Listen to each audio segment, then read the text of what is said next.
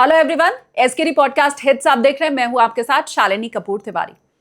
America Iran Israel युद्ध अब तक बहुत लंबा चल चुका है और वैल्यूएशन के लिए ये बहुत सही समय है कि किसके खाते में क्या गया, कौन जीता, कौन हारा, किसने क्या पाया, किसने क्या खोया।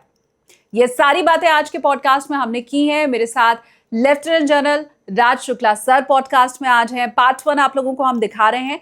पार्ट 2 की बारी भी बहुत जल्द आएगी, जिसमें हमने भारत के प्रोस्पेक्टिव को समझने की कोशिश की है। चैनल आपने अभी तक नहीं सब्सक्राइब किया है तो प्लीज सब्सक्राइब कीजिए। हमारे बड़े पॉडकास्ट या कुछ छोटे पार्ट्स में आप देखते हैं। और चलिए आगे बढ़ते हैं, दिखाते हैं आपको पार्ट 1।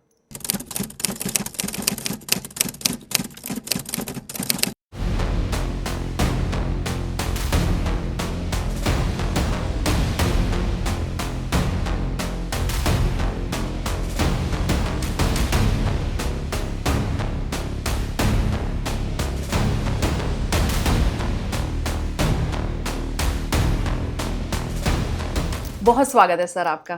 थैंक यू शालिनी, बहुत बहुत शुक्रिया आपका कि आपने आमंत्रित किया। Honour to have you here sir, वो भी खासकर ऐसे समय में जब वर्ल्ड में इतनी उथल पुथल चल रही है और शायद अब हम उस जगह पे हैं जहां कुछ आकलन भी कर सकते हैं। एक तस्वीर ऐसी आ रही है जिसमें लग रहा है कि पाकिस्तान क्या विश्व गुरु तो नहीं बन गया है। ये सारी चीज़ें आपसे हम समझेंगे और ऐसे समय में मुलाकात हुई, इसलिए और भी अच्छा लग रहा है। पर पहला सवाल मैं आपसे यही समझना चाहूँगी कि अभी तक जितना युद्ध हुआ है उसमें आगे निकलता हुआ कौन दिखाई दे रहा है, जीतता हुआ कौन दिखाई दे रहा है? तो देखिए, ये जो है ना, मेरा ये मानना है कि इस समय जो अमेरिका है, जहाँ तक जो मिलिट्री मैट्रिक्स हैं या जो सैन्य क्षेत्र है, उसमें तो उन्होंने कमाल कर दिखाया है। They have really neutered the Iranian military. I mean, Iranian military जो है, नेवी ध्वस्त हो गई, उनके जहाज ध्वस्त हो गए। तो उस नज़रिए से so they have achieved overwhelming military victory. But what I think just what they didn't anticipate was कि डिस्पाइट अ मिलिट्री विक्ट्री, जो स्ट्रेट ऑफ हॉर्मुज है, वो ट्रम्प साहब ने ईरान को सौंप दिया। Now this is the strange irony. और देखिए, अब आप देखिए उनके 4 मुद्दे क्या थे। So let's evaluate those 4 objectives. पहला था न्यूक्लियर वेपन कैपेबिलिटी। अब उसमें वो जो 500 केजी हाईली एनरिच्ड यूरेनियम है, जो इस्फहान की पहाड़ियों में कहीं दबा हुआ है, इनके बीच में बातचीत हो रही है कि दोनों जॉइंट टीम्स स्पेस सर्वेलेंस के अंतर्गत उसे एक्सट्रैक्ट करेंगे और कहीं एक न्यूट्रल जगह में रख देंगे, या तो IAEA के पास या रशिया के पास। ये बातचीत 28 फरवरी से पहले भी हो रही थी और ईरान कई मामलों में मान गया था। But Trump साहब was not fully satisfied, so he did it. So the nuclear objective after 1 month of fighting, 1 महीने के बाद, वो वहीं का वहीं है। रजीम चेंज। आपने ईरान बर्बाद कर दिया बट रजीम नहीं चेंज कर पाए। अब देखिए उसमें और क्या है। अली लारिजानी जो थे, जो सेक्रेटरी जनरल थे उनके नेशनल सिक्योरिटी काउंसिल के, he was supposed to be a hardliner. उनके जो सक्सेसर हैं, मोहम्मद समबड़ी, मेरे को नाम नहीं याद है, वो इतने हार्ड लाइनर थे कि जब उनको 6-7 साल पहले IRGC का नंबर 2 का जो ओहदा है उस पर नियुक्त किया था, तो सुलेमानी, आपको याद है, सुलेमानी जनरल निकाला था, Soleimani resigned in protest. And उस समय जो सुप्रीम लीडर थे, he had to cajole Soleimani back. तो जो हार्ड लाइन, ना ही रजीम नहीं बदली हुई है, वो और हार्ड लाइन हो गई। तो दूसरा मुद्दा इनका, जो तीसरा मुद्दा था, ये था ये प्रॉक्सीज के बारे में, हमास, हिजबुल्ला। तो हमास तो बर्बाद हो गया है बट हिजबुल्ला जीवित है।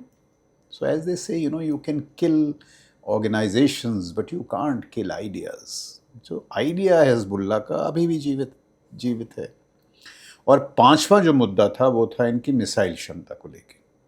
अभी मिसाइल क्षमता में देखिए, 10 बार बोल चुके हैं कि टुडे वी विल डिमोलिश। और होता क्या है, डैन केन साहब कहते हैं कि हमने 450 मिसाइल डिस्ट्रॉय कर दी। ये नहीं बताते हैं कितनी बची। तो अब ये ना शब्दावली में खेल हो रहा है, बट ग्राउंड में मेरे को ये लगता है कि मिलिट्री का जो सैन्य जो क्षेत्र है, उसमें इनकी वजह संपूर्ण। But in the war that really matters, देखिए what is the purpose of the American military? 800 bases हैं इनके पूरे विश्व में, 11 aircraft carriers. The purpose is to keep business, commerce, oil, तेल का बहाव, to keep it flowing. And you have not been able to do it in the strait of Hormuz. Right. अब आप देखिए, ईरान जब से ये स्ट्रेट बंद हुआ है, कम से कम $10 बिलियन उन्होंने चाइनीज बैंक्स में जमा कर दिए. It has got richer. रूस के बरखिलाफ आप यूक्रेन का, you know, they were against the Americans, were against the Russians. हर रोजाना $150 मिलियन रूस को मिल रहा है, क्योंकि इन्होंने सैंक्शंस रिलीज करे, सैंक्शंस को कम करने पड़े. So in all these metrics Iran seems to be winning. अच्छा, दूसरी बात, the purpose of the American military आपने सुना होगा वाज फ्रीडम ऑफ नेविगेशन.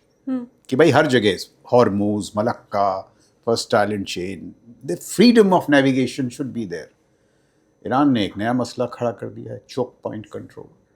कि भाई स्ट्रेट हमारे हाथ में है, अब हम टोल ले रहे हैं. हाँ. और ट्रम्प साहब क्या फरमा रहे हैं? ट्रम्प साहब कह रहे हैं हम मिल के टोल लेंगे. सो आप हमको छोड़िए. In America he is under severe criticism. So this is, ये यथार्थ लगता है मेरे को. अब आप देखिए, अब और जो सच्चाइयाँ हैं निकल रही हैं, वो न्यूयॉर्क टाइम्स का लेख आप ले लें. जिस दिन he took a decision to launch this attack, अब पता लगता है कि जेडी वैन साहब ने कहा कि भाई आप मेरी राय जानते हैं, I am against this war, but आप कह रहे हैं तो मैं आपके साथ हूँ. हाँ. Dan Kane said कि don't fall into the trap of the Israelis, they always oversell. They have oversold because Netanyahu cajoled him. Rubio said it is a bullshit plan. CIA director said it is a farce. So Trump, this seems to be just Trump's war. Not even the MAGA camp. MAGA camp में आप देखिए टक Carlsen, Megan केली वगैरह, they are all dissenting. In fact, तो अच्छा, अब आप देखिए जो जिसे कहते हैं ना दी पॉलिटिको मिलिट्री एडिफिस, जो राजनीतिक और जो सैन्य अधिकारी हैं उनके बीच का जो संबंध आप देख लीजिए. ब्रैड कूपर जो सेंटकॉम चला रहे हैं, जहाँ ये स्ट्रेट है ना पूरी अमेरिका का जो सेंट्रल कमांड है, he is objecting against the targeting. He is saying they are not legitimate target, some of them, you are targeting civilians. Randy George को उन्होंने निकाला बिकॉज रैंडी जॉर्ज जो चीफ ऑफ आर्मी स्टाफ थे, he objected. अब आप इनकी कुछ briefings देख लें हाल की, तो डैन केन और हेक्सेथ में कुछ टेंशन नज़र आती. You know, he will say something, he will push back. So cracks are beginning to appear.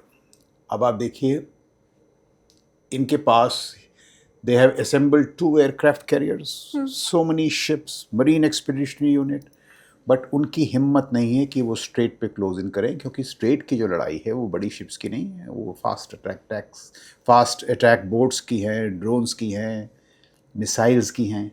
American military with all it's power can not approach, they can not reopen the straight militarily. सैन्य बल के सैन्य शक्ति के बल पे उसको खोल नहीं सकते हैं. If they can do it, but great casualties. So this is where is Trump is stuck. He knows, and in fact वो तो बड़े, you know, by his nature, he one day said in the press conference, but these chaps never told me all this. So he's like that. Right. So ये they have got stuck into a bind, और लोग कह रहे हैं Vietnam जैसा हाल हो रहा है. और ये मेरे को ताज्जुब इस बात पे होता है कि देखिए, American air power is very magical at 20,000 feet. They are very good. Space assets हैं, टेक्नोलॉजी है, AI का इस्तेमाल किया इस बार उन्होंने, क्लॉड को लेके, मेवन के लेके. तो 20,000 फीट पे they are magical. But as they come closer to the ground, इनकी मुश्किलें बढ़ती जाती हैं. अभी जो उन्होंने रेस्क्यू ऑपरेशन किया था वो एयरमैन का, एक दिन में इन्होंने इतने जहाज खोए हैं जो इन्होंने वियतनाम युद्ध से लेके अभी तक नहीं खोए. Right. They have suffered great losses. अच्छा, ईरान की जो टारगेटिंग रही है, जो एलाइज हैं गल्फ वाले, वो कहते हैं हुजूर आप तो 13 बेस आपने लगाए थे हमको बचाने के लिए, वो 13 के 13 बेस खाली हो गए. ठीक बात. All have been vacated and now we are getting, हमें नुकसान हो रहा है आपकी वजह से. ईरान ने टारगेट क्या किया है?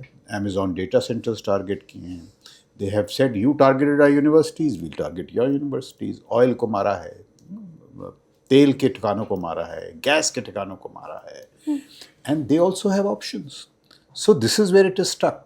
द पावर ऑफ एसिमेट्री से इंग्लिश में कहते हैं, that has come to the fore and that is why Trump is panicking. He needs a deal. कितनी भी शेखी मार ले, he needs a deal to exit because he doesn't have military options beyond this. But table सैन्य पे तो- विकल्प नहीं है उनके पास, मेरा ये मानना है. टेबल पे बैठ के तो अब वो उन मुद्दों के ऊपर बात करने को भी राजी हो गए हैं जिनके ऊपर पहले तो वो कभी राजी थे नहीं. तो ये क्या अपनी नाक खुद कटवाने वाली बात नहीं हो गई? ये हकीकत है. देखिए, आप बिल्कुल सही कह रही हैं. इन्होंने पहले बार 15 पॉइंट का 15 सूत्र एक प्लान दिया. This was the American plan which was maximalist. Iranians ignored it and they gave a 10-point plan which was also maximum.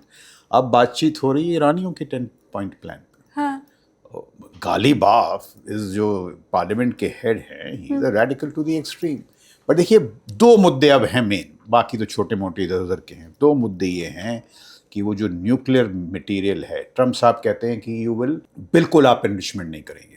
Iran कह रहा है कि भाई जो सिविलियन यूज़ का एनरिचमेंट है तकरीबन 20% तक वो हम करेंगे, वो हमारा हक है. एक मुद्दा ये है, अगर वैन साहब इसको सुलझा पाते हैं, मतलब आई बी सरप्राइज्ड. और दूसरा मुद्दा ये है साहब, आप हॉर्मुज़ खोलेंगे किन शर्तों पे? ईरान तो कह रहा है पूरा टैक्स हम लेंगे या हम और ओमान लेंगे. ट्रम्प साहब कह रहे हैं भाई हम जॉइंट टोल लेंगे. अच्छा, अगर आप जॉइंट टोल लेंगे तो ये आपने जितना फ्रीडम ऑफ नेविगेशन, अच्छा अगर आपने जॉइंट टोल यहाँ किया, अगर मैं बीजिंग में बैठा हूँ मैं देखता हूँ यार ताइवान के पास विश्व के 90% सेमीकंडक्टर्स हर जगह जाते हैं. आपके माइक्स में, टोस्टर्स में, ड्रोन्स में, मिसाइल्स में, पूरा खेल विश्व में आजकल सेमीकंडक्टर्स का है. और मैं कहता हूँ कि ये जब ईरान को डी ब्लॉकेड नहीं कर पाए तो मैं ताइवान को ब्लॉकेड कर लेता हूँ. So now warfare is moving to what we are saying choke point control, Hormuz, Malacca,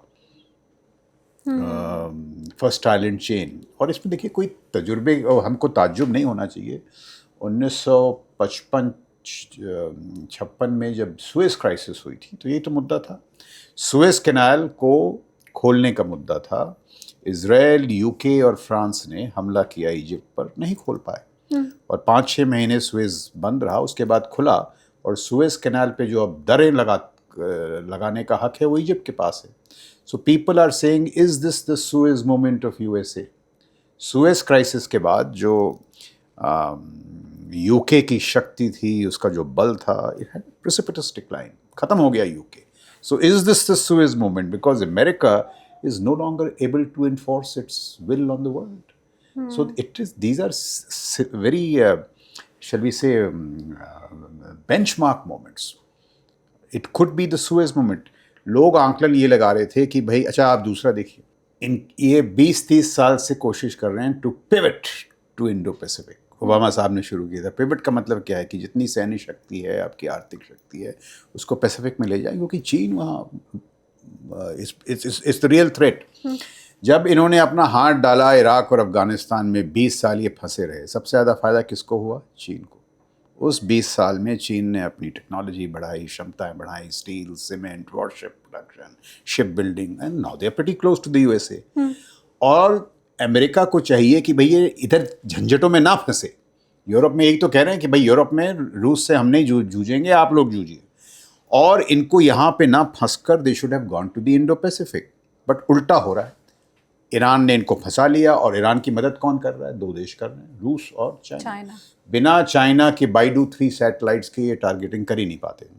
बिना उनके जो मिसाइल्स हैं, उसका जो सॉलिड फ्यूल आता है पूरा सोडियम परकोलेट, वो चीन के शिप से आता है. रशिया टारगेटिंग करवा रहा है. अब क्यों टारगेटिंग करवा रहा है? ताकि अमेरिका जो है वेस्ट एशिया में फंसे रहे. इनको थर्ड रेडार सिस्टम्स जापान और साउथ कोरिया से निकालने पड़े, इनको पेट्रियट्स वहाँ से निकालने पड़े. तो जो इनकी जो सैन्य शक्ति है वो पैसिफिक में कम हो रही है. इनको यहाँ वो रिसोर्सेज मूव करने पड़ रहे हैं. और अगर मैं चीन हूँ, मैं तो बड़ा खुश हूँ. अब तो सर चाइना की तरफ से बाकायदा ये खबर आई है कि आने वाले कुछ हफ्ते में ईरान को वो एयर डिफेंस सिस्टम बाकायदा दे रहा है, खुले तौर पर उसने कहा है. CNN की रिपोर्ट ये है. और मिसाइल्स दिए हैं किसके ज़रिए? पाकिस्तान के ज़रिए. तो पाकिस्तान वही, देखिए ये अमेरिकी हैं ना, ये अमेरिकी जो हैं ये कुछ मामलों में बड़े नौसिखी हैं. पाकिस्तान ने इनको कितनी बार दगा दिया है? हाँ. दोबारा वो. So I tweeted the other day that Pakistan, they are growing the Pakistani snake in their backyard. यहाँ तो सुलह करवा रहे हैं और वहीं मिसाइल भेज रहे हैं. चीन China is sending missiles to Iran through Pakistan. There are reports to suggest that. So they have done it so many times. So in the larger geopolitics, मेरे ख्याल से डिस्पाइट द मिलिट्री, अच्छा मैं आप एक बात एकदम स्पष्ट कर दूं कि their military has to be admired. There is no military in the world, American military which can project power 2 oceans away. देखिए बड़ी मुश्किल बात है ये. China can not project power into Taiwan 100 kilometre. उस पर it's nervous. They project power 2 oceans away. But yet, despite their military success, geopolitics, भू राजनीति की चुनौतियां इतनी विशाल हैं that the strategic political outcomes are in Iran's hands. ये यथार्थ है और ये सबको पता है. तो लोग तो साफ कह रहे हैं यूएसए में कि ट्रम्प साहब ने स्ट्रेट ऑफ हॉर्मुज ईरान के हाथ सौंप दिया. Despite the military victory. विडंबना ये है.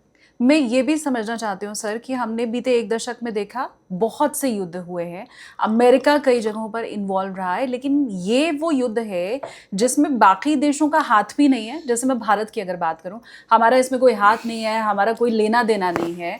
फिर ईरान में जो भी नुकसान हुआ है उसका टोल हम क्यों भरेंगे? अब गेहूं के साथ घुन पिस रहा है यहाँ तो. नहीं, बट वो तो है, बट वो यथार्थ है दुनिया का.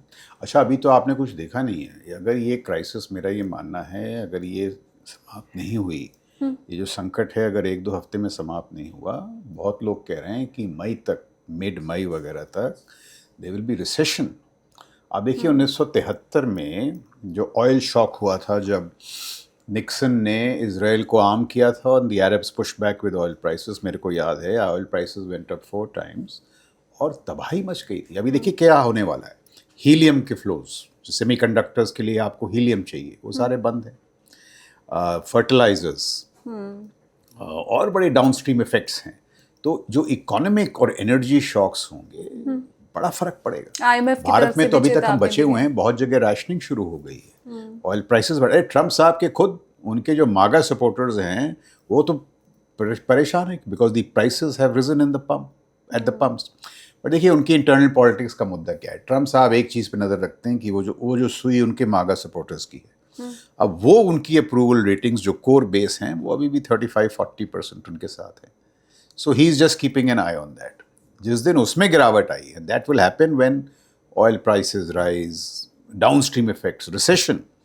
आप देखिए ट्रम्प साहब ने अभी जो सैन्य बजट है अपना 44% बढ़ाया है. हम कितना खर्च करते हैं? $90 billion. What is USA spending? $1.5 trillion. आप सोचें 1.5 trillion. बट चुनौती ये है कि उनका जो डेट है that is $36 trillion, $39 trillion, 40 trillion तक पहुंच चुका है. And they say when the debt servicing, जो उस पर ऋण लगता है, जब उसका खर्च डिफेंस बजट से ज़्यादा बढ़े, that is the decline of powers.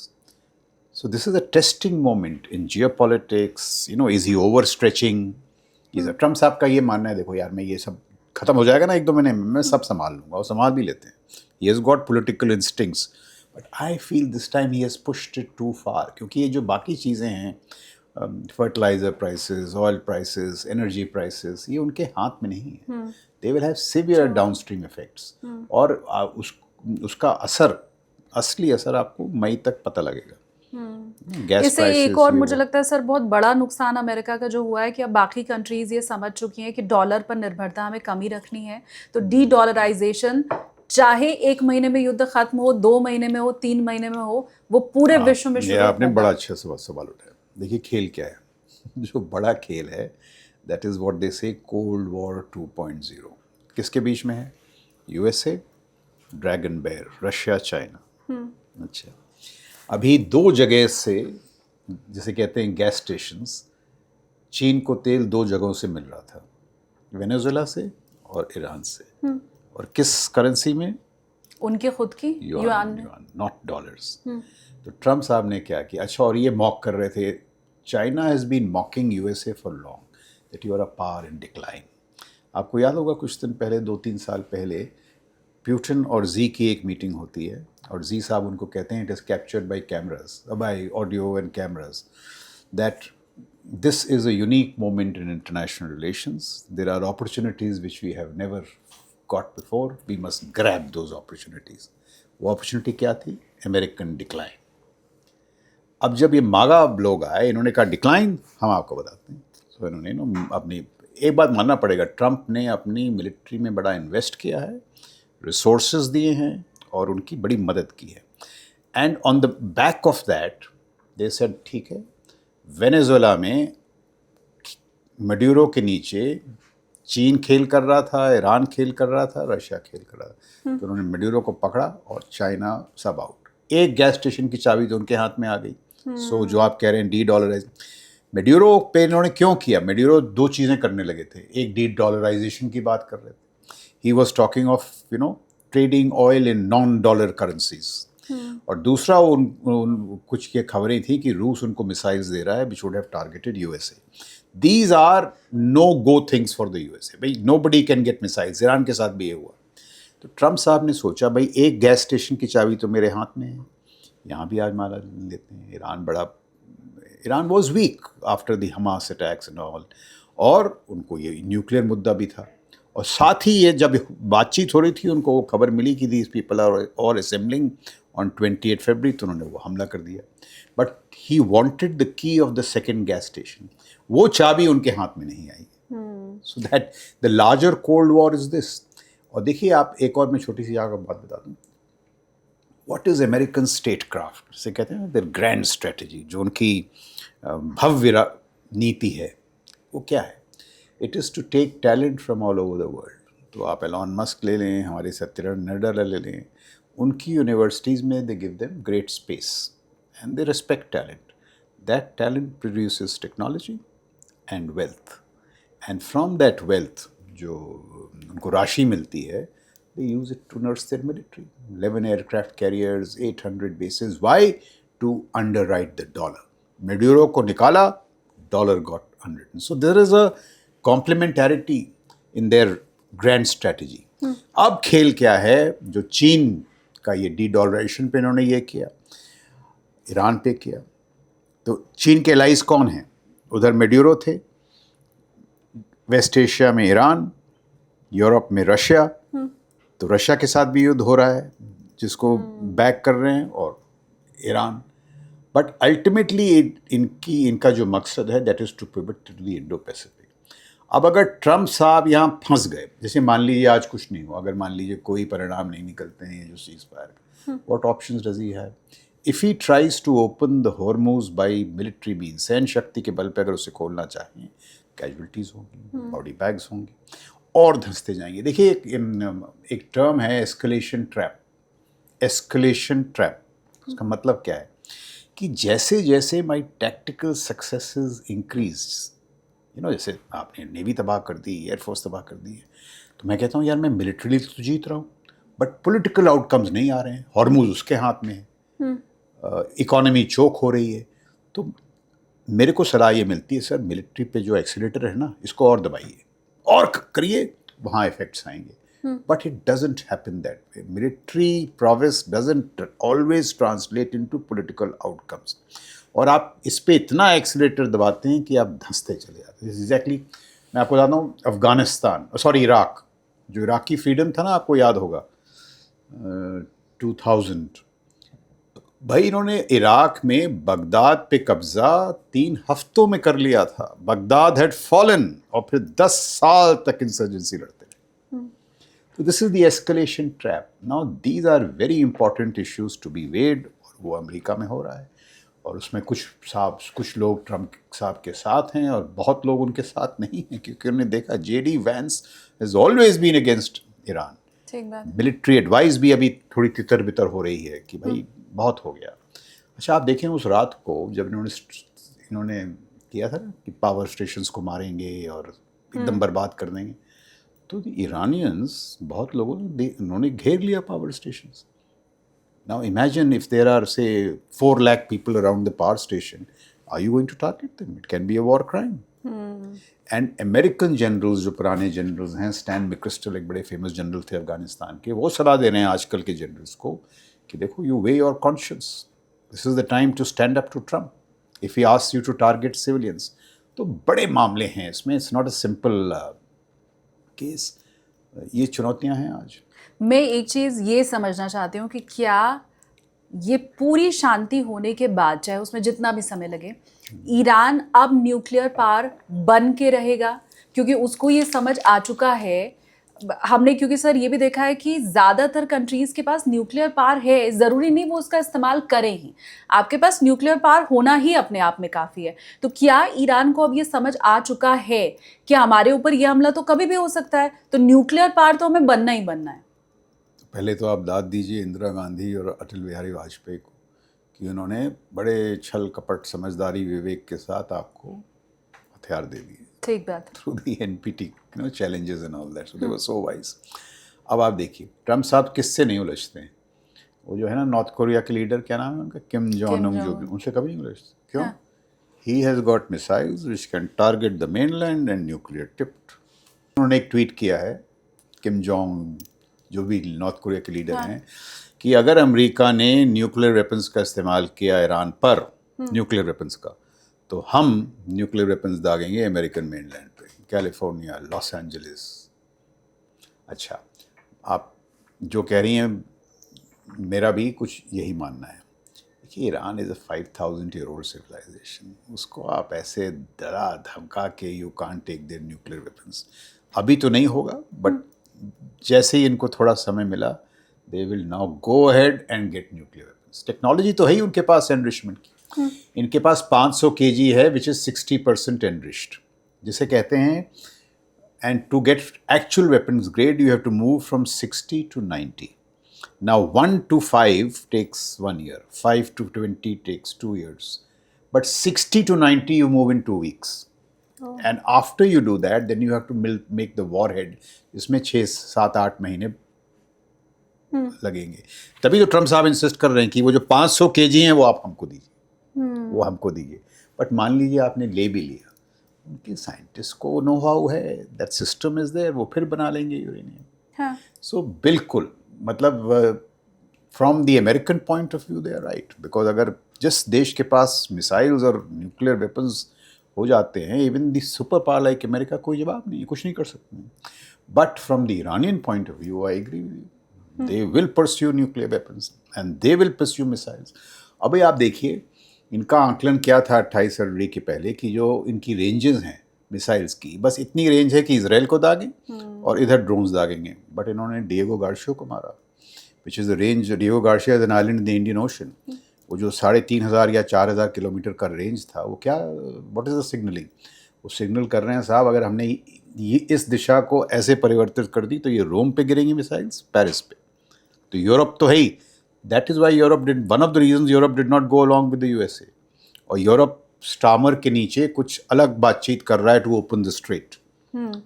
So there is already split in the western camp because of all this. And now if these same missiles have a range to hit, अगर 12,000 कर ली इन्होंने, and if they hit mainland America, the Trump and his successors will keep quiet. So this is how this whole, अच्छा दूसरी एक बात आप देखिए, जैसे कहते हैं मिसाइल मैथमेटिक्स, इनके जो ड्रोन्स हैं ये $35,000 में एक ड्रोन बन जाता है। इनकी जो इंटरसेप्टिंग मिसाइल्स हैं they cost millions of dollars. America का खर्चा हर हफ्ते करीब $10 बिलियन है। वो एक इंडेक्स भी बड़ा वायरल हो रहा है। So they can't afford it. So the cost, Iran is also on the right side of the cost curve. You know, America is a rich nation, but there are limits. So all these, challenges are there. And that is why Trump is hoping. और दूसरी बात ये भी है, ये vents, Iran ने request किया था, अनुरोध किया था ट्रम्प साहब के साथ कि आप जेडी वैंस को भेजें। क्यों? Because they know JD Vance has always been against Iran.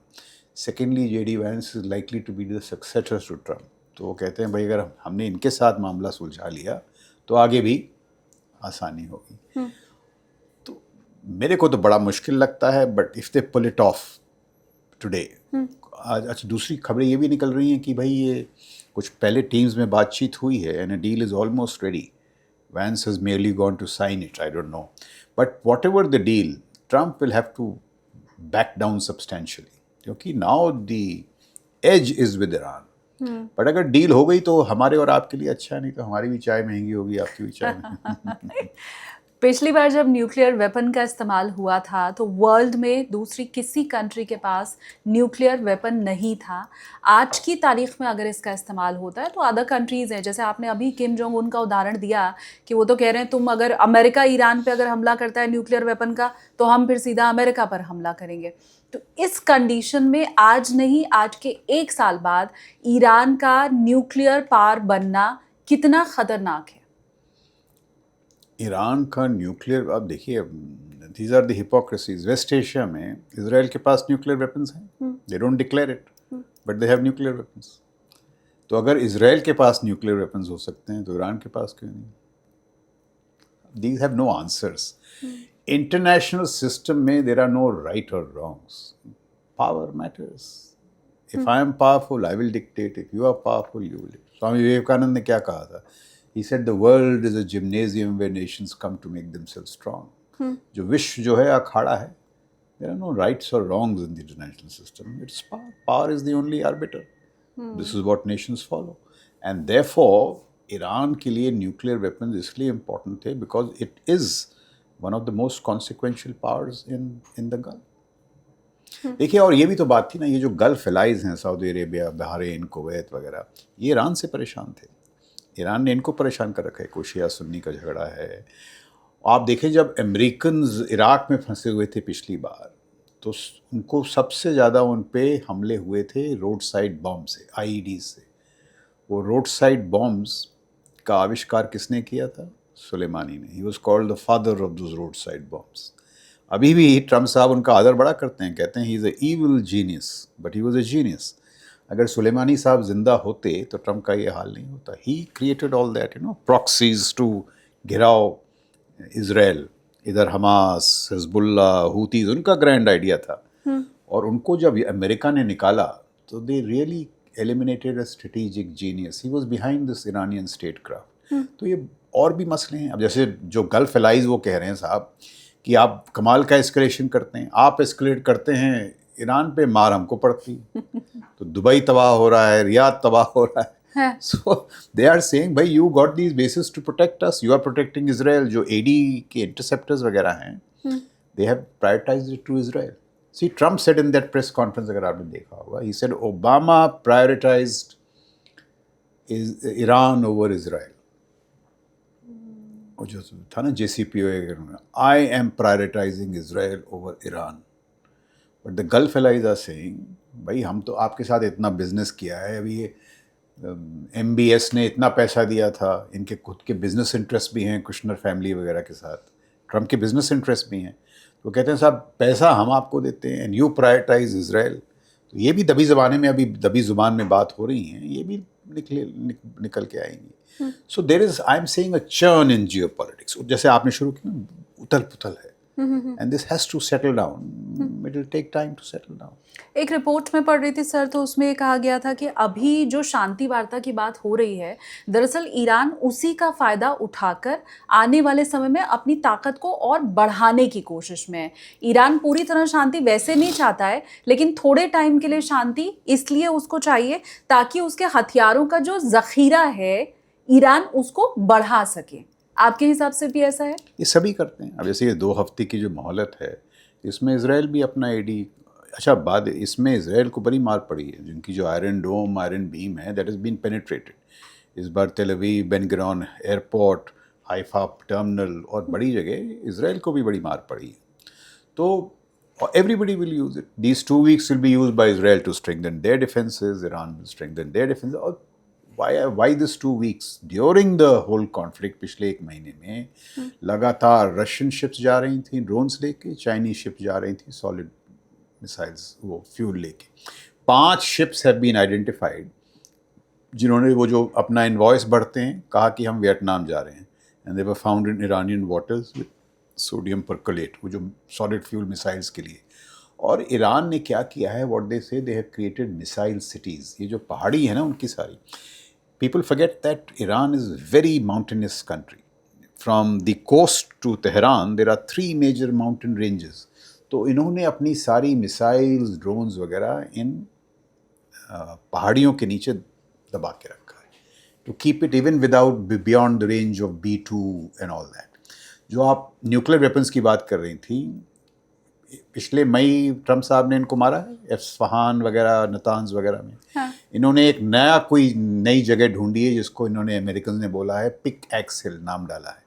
उस पिक एक्स हिल में इन्होंने अपने दोबारा सेंट्रीफ्यूजेस न्यूक्लियर वेपन्स के चालू किए हैं। एंड दो centrifuges they have taken them so deep that next time when the B2s attack they will be beyond their ranges. तो ये खेल तो चल रहे हैं सारे। And अब ईरान के पास पैसे की भी कमी नहीं है, जैसे उन्होंने हॉर्मूज खोला उनको पैसे भी मिल रहे हैं, so they will use much of that money to improve their missile production capacity. Nuclear weapons शायद थोड़ा ना करें कुछ टाइम समय तक, क्योंकि डर है। अमेरिकन्स हैव द पावर ना, दे हैव 24/7 सर्वेलेंस की क्या हरकत कर रहे हैं, जहाँ वो कुछ करते हैं वो कॉल जाते हैं कि बंद करिए। So it is not so easy because America is a super power. पर देखिए एक बात मानना पड़ेगा कि Iran has taken on the world super power, और उनके जो लोग हैं उनने बड़ी रेजिलियंस दिखाई है। एक ट्रम्प साहब ने गलती ये की, आपको याद है जनवरी में जब प्रोटेस्ट हुए थे, अच्छा उनका जो रिप्रेशन एपरेटस है that is also very strong. जो IRGC है और Basij is their secret police, हर मस्जिद में है वो Basij, means every small town बड़ा मॉनिटर करते हैं। आपको वो वुमेन्स प्रोटेस्ट का याद होगा, जो लीड कर रहे थे ना, वो जो प्रोटेस्ट हुए थे अबाउट बुरखे वगैरह। हाँ। So they were snipers who shot those women in their head. The repression apparatus is very strong. अभी जो प्रोटेस्ट हुए थे, 2-3 आंकड़े हैं, एक कोई कहता है 6-7 हज़ार, बट मेनी वेस्टर्न एजेंसी से कि 30,000 से ज़्यादा लोग को मारा है। The repression apparatus is very strong कि moment you come on the streets you will be shot. तो पिछली बार जब ये प्रोटेस्ट बढ़ रहे थे तो ट्रम्प साहब ने कहा help is on the way, but वो मदद पहुंचने में 2 हफ्ते लग गए, तब तक इन्होंने मार गिराए। इस बार ट्रम्प साहब ने गलती किया कि व्हेन यू से सिविलाइजेशनल इरेजर, तबाह कर देंगे, so what happens, nationalism grows, जिसे कहते हैं rally around the flag effect. झंडे के इर्द गिर्द people rally. So now many of those people who may have been anti-regime are saying America cannot do this to us. So now it has become that, American nationalism versus Iranian nationalism. मेरा ये मानना है कि Trump साहब ने जो करना था पहले 5-6 दिन में करके निकल जाना था। That would have been what I say golden off ramp. उसके बाद इनकी मुश्किलें बढ़ती जा रही हैं, अब और बढ़ेंगी, बिकॉज सिर्फ एयर पावर से आप शासन परिवर्तन नहीं कर सकते। ये इराक में ये लेसन था, अफगानिस्तान में लेसन था, वियतनाम में लेसन था, और ट्रुप्स ऑन ग्राउंड ये डालने को तैयार नहीं है, क्योंकि अमेरिका का ये भी मानना है। देखिए जो ऑपरेशन हुए थे, दे हैव बीन लकी। एक भी अगर सैनिक ईरान के हाथ में आ गया, उसको वो टीवी पे घुमा घुमा के ऐसे नैरेटिव को पलटाएंगे कि वो इट बी ग्रेट। और दूसरा, जैसे बॉडी बैग्स पहुंचेंगे अमेरिका, they have no stomach for body bags. अभी कुछ 25 लोग मारे गए हैं, शहीद हुए, but in the numbers increase, exactly what happened in Vietnam, the body bags. Trump, because Iran को ये एडवांटेज है that they are not subject to any democratic scrutiny, but Trump is subject to democratic scrutiny. अभी वैसे भी mid term election है। हमने Iran में एक प्रोफेसर हैं, उनका जब लाइव किया तो ज़बैर, हाँ, तो उन्होंने बोला कि ईरान में एक चीज़ बड़ी फेमस है, लोग आपस में कह रहे हैं कि इतना मूर्ख सिर्फ अमेरिका ही हो सकता है, इतना मूर्ख सिर्फ ट्रम्प ही हो सकता है कि रिजीम चेंज के नाम पे वो सरनेम तक नहीं बदल पाया। रिजीम चेंज के नाम पे पिता गया तो बेटा उस स्थान पे आके बैठ गया, इतना मूर्ख सिर्फ ट्रम्प ही हो सकता है। मैंने आपको अली लारजानी की कहानी बताई, मोर हार्डलाइनर्स हैव कम। मैं एक चीज़ ये समझना चाहती हूँ कि आपने भी जैसा कहा कि अमेरिका तो चाहता है पीछे हटना, क्या इजराइल चाहता है पीछे हटना? क्या इजराइल चाहता है कि ये जंग ख़त्म हो? अगर आज अमेरिका पीछे हट गया कि जी ठीक है, कोई बीच की संधि एक निकाल लेते हैं, बात थोड़ी हम तुम्हारी मान ले, तुम हमारी मान लो, इजराइल क्या ये होने देगा? सो लेट्स स्पीक, इजराइल के नज़रिए से देखते हैं और अमेरिका के नज़रिए से, नॉट मी और यू, बट उनके नज़रिए से। तो जो 7 अक्टूबर 2023 को जो घिनौनी घटना थी, killing of Israelis and all, Israel had a genuine grievance at that time, और उसके पीछे ईरान था। तो इजराइल ने क्या किया, गाज़ा में हमास पे हमला किया, इधर हिजबुल्ला, नसरुल्लाह, देखिए we have to admire everybody. Israel को आप देख लीजिए, उनको 2007-8 से हर रात ये पता था कि नसरुल्लाह कहाँ सो रहा है। 2008 से निकाला कब? 2024। अब मैं ये कहता हूँ ना, what we watch from India कि भाई इसको निकाल दिया, उसको निकाल दिया, these capacities take decades to create. Offensive ISR, LEO space में इन्वेस्ट करना, पैटर्न ऑफ लाइफ कॉम्पिटेंसी, ये मानना पड़ेगा। We have to understand why America and Israel are such consequential powers. They have invested in decades. अभी ये जो airman था ना जिसको रेस्क्यू किया है, कैसे रेस्क्यू किया? वो तो किसी पहाड़ी के नीचे दबा हुआ था। They used AI and quantum magnetometry. तो quantum magnetometry is so strong कि जो आपका हार्ट का जो मरमर है वो पिकअप कर लेता है 40,000 फीट से। And then they used AI to जो बाकी नॉइज सिग्नेचर्स को कम करके and to home in on this chap. When Israeli forces were, Iranian forces were all around him, वो भी ढूंढ रहे थे, पर उनके पास टेक्नोलॉजी नहीं थी। अमेरिका के पास ये टेक्नोलॉजी थी और उन्होंने नीचे आए उसको उठा के ले गए।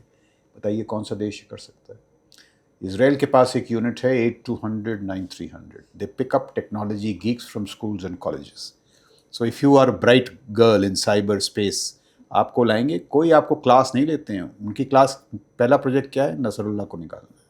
They work on live projects and therefore they can do that. अभी देखिए कल परसों उन्होंने निकाले हैं 100 टारगेट्स, 100 हिजबुल्लाह के लीडर्स को निकाल दिया। 28 फरवरी को 8-10 सुबह प्रातः 8:10 और 8:15 के बीच 5 मिनट में 50 लीडर्स वर टेकन आउट। और उसके पीछे बड़ी टेक्नोलॉजी है, मेवन, क्लॉड। मेवन क्या है? Any data stream Americans have, any data stream, social media feed, satellite imagery, SAR, soldier-worn devices, they merge them into an intelligence stream. And they know कि भाई उनको पता था मेड्यूरो अभी कहाँ है, शाम को कहाँ होगा, पिछले 72 घंटे के his टाइम साइकिल के बुनियाद पर, तो अगले 24 घंटे में कहाँ होगा। And with that they mesh their military capacities. So मैं इसराइलीज की ये बात कर रहा हूँ कि भाई इनको ये लगा we are not secure in our own nation, so they really pushed back. और उस बात पे नेतन्याहू ने अभी हमास को तकरीबन ख़त्म कर दिया, हिजबुल्लाह को बर्बाद कर दिया, हुतीज़ वगैरह को भी। और ईरान के साथ पिछली बार भाई उनके जो न्यूक्लियर टारगेट्स वगैरह हैं उसको मारा है। Iran was helpless, but Israel has to ask itself, where will it draw the line? अच्छा, ये पूरी जो ये इस बार की कहानी है, नेतन्याहू साहब गए थे मेरे ख्याल से 26-27 जनवरी को, एंड ही अपने मुसाद चीफ के साथ, और उन्होंने ट्रम्प साहब को बोला देखिए ईरान की हालत बड़ी खस्ता है, ये समय है, अगर हमने इनके टॉप लीडर्स को निकाल दिया तो मैं कुर्द को भेजूंगा, मेरे मुसाद वगैरह लोग बता रहे हैं कि भाई हम वहाँ से अपराइजिंग करवाएंगे। और ट्रम्प साहब इस झांसे में फंस गए।